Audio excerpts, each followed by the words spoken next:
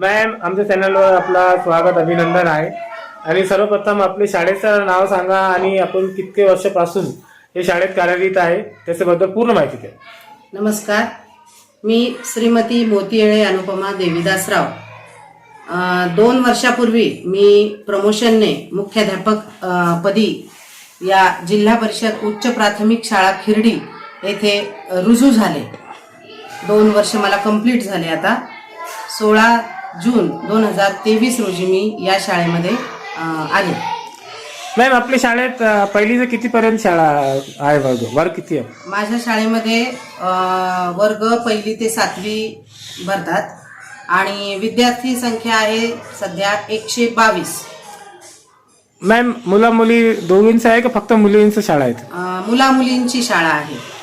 Ma'am, जे सांस्कृतिक कार्यक्रम असते तर आपल्या शाळेमध्ये सांस्कृतिक कार्यक्रम कोणकोणते घेण्यात येते? मॅम, माझ्या शाळेमध्ये सांस्कृतिक परंपरा जपली जाते.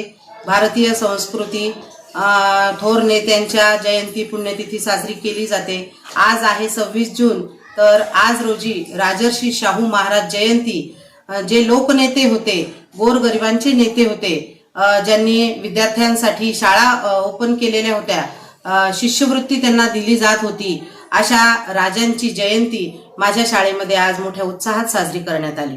मॅम, आपल्या शाळेमध्ये जे स्टाफ असते तो स्टाफमध्ये कोण कोण आहे? मॅम, माझ्या शाळेमध्ये सध्या 3 पुरुष शिक्षक आणि 3 महिला शिक्षिका आहेत आणि मी स्वतः एक मुख्याध्यापिका. मॅम, आपल्या शाळेची स्थापना कधी झालेली?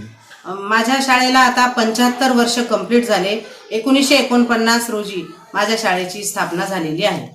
मॅम, सर्वप्रथम जनतेला काय आवाहन करणार की जे जिल्हा परिषदची शाळा असते तिथे काही लोक मुला मुलींना टाकण्यात टाळाटाळ करतात, तर आपण काय त्यांना आवाहन करणार? जिल्हा परिषद शाळेकडे बघण्याचा जो काही आता जनतेचा म्हणा किंवा गावातील पालकांचा जो दृष्टिकोन आहे तो खूप आता नकारात्मक होताना दिसत आहे. आजूबाजूच्या परिसरामध्ये छोट्या छोट्या इंग्रजी मीडियमच्या ज्या शाळा ओपन झाल्यात तर तिकडे विद्यार्थ्यांचा कल जाताना दिसतोय. वास्तविक पाहता पालकांना हे समजत नाही की ह्या ज्या गव्हर्नमेंटच्या जिल्हा परिषदच्या शाळा आहेत इथे प्रशिक्षित शिक्षक असतात, DED, BEd, वेल एज्युकेटेड असतात, तर इथं आपण शिकवायला पाहिजे. परंतु पालकांना ह्या इंग्रजी शाळेच्या शिक्षक थोडं आमिष दाखवतात, लालूच दाखवतात आणि मग ते इंग्रजी मीडियमकडे जाण्याचा कल त्यांचा दिसतो. तर मला असं वाटतं की पालकांनी असं करायला नको. मॅम, आता पूर्ण जिल्ह्यामध्ये आपले संभाजीनगर, औरंगाबादमध्ये CBSE पॅटर्नची बी परंपरा चालू झालेली आहे, तर आपल्या शाळेत CBSEची आहेत का, सुविधा आहेत का? येस, NAP 2020च्या राष्ट्रीय शैक्षणिक धोरणानुसार आता इयत्ता 1लीला प्रथमतःच प्रशिक्षण देण्यात आलेलं आहे आणि CBSE पॅटर्ननुसार आता 1ली 2री पासून नवीन अभ्यासक्रम सुरूच होणार आहे. तर यावर्षी 1लीला CBSE पॅटर्नच्या लेव्हलचं पाठ्यपुस्तक तयार झालेलं आहे.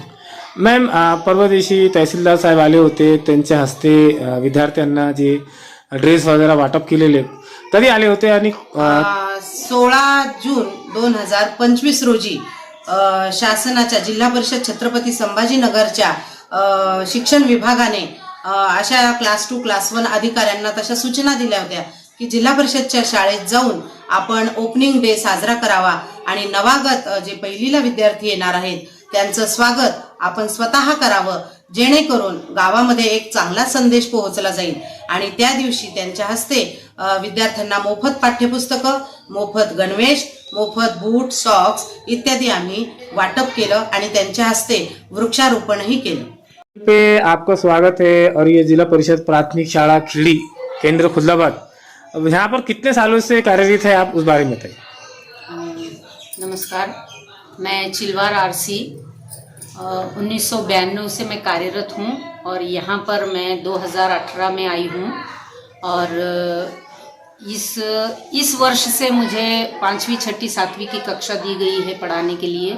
इंग्लिश और हिंदी सब्जेक्ट दिया गया है. मैम, अभी हमने मुख्याध्यापिका मैम से पूछे थे कि कुछ लोगों की दिमाग में, माइंड में धारणा होती है कि जिला परिषद महानगर पालिका के जो स्कूल होते तो वहाँ बच्चों को बराबर पढ़ाई नहीं पढ़ाई जाती, शिक्षण दिया नहीं जाता. तो आप तो सीनियर है, क्या कहेंगे लोगों की धारणा से दूर कैसा, गलतफहमी दूर कैसा करेंगे?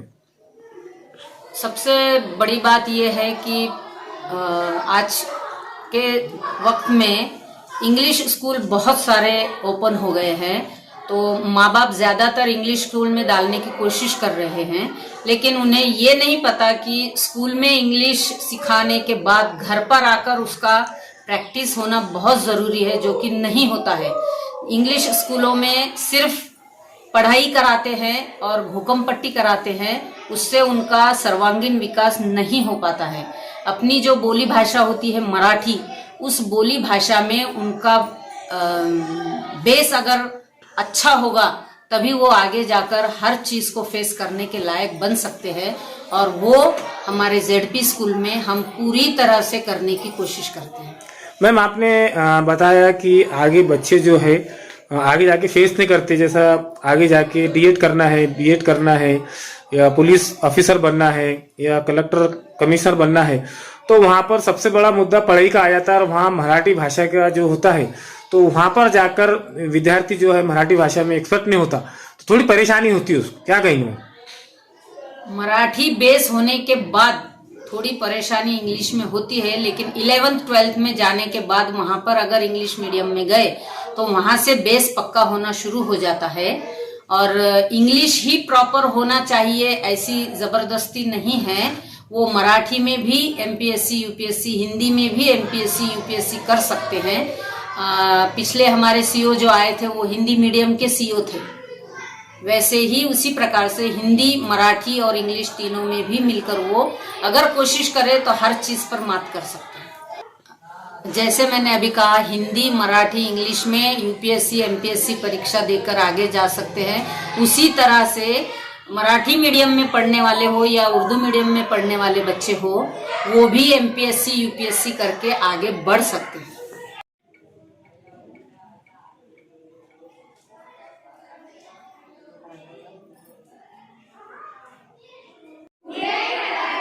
व्यसन माझ्या आयुष्यात लागू देणार नाही.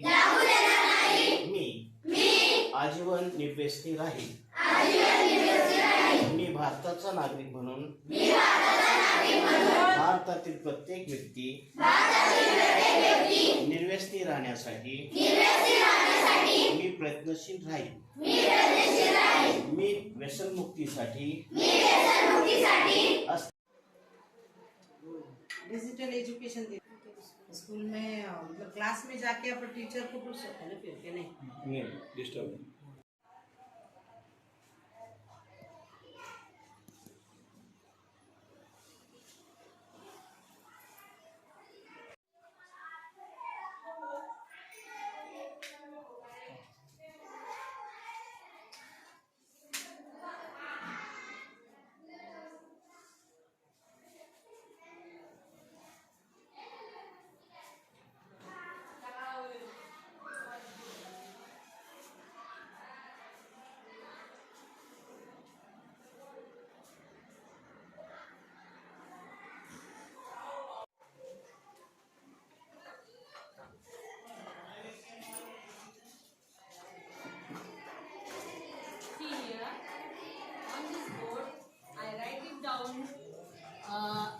A, B, C, D and their Marathi pronouns.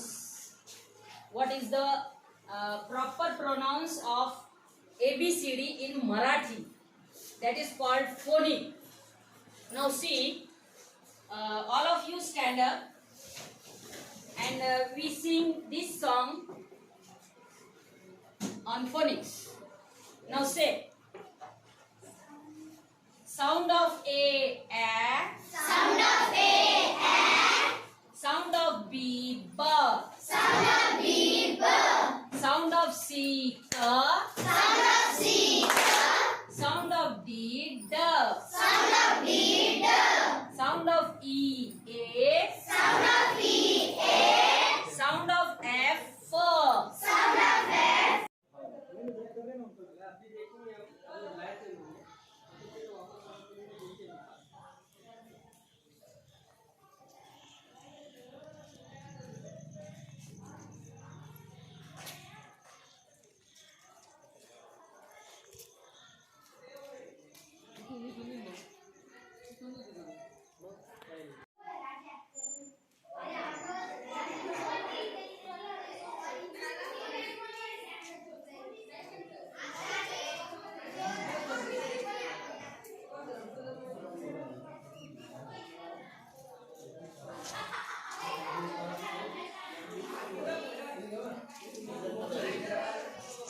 त्यानंतर 1876 साली लॉसन यांनी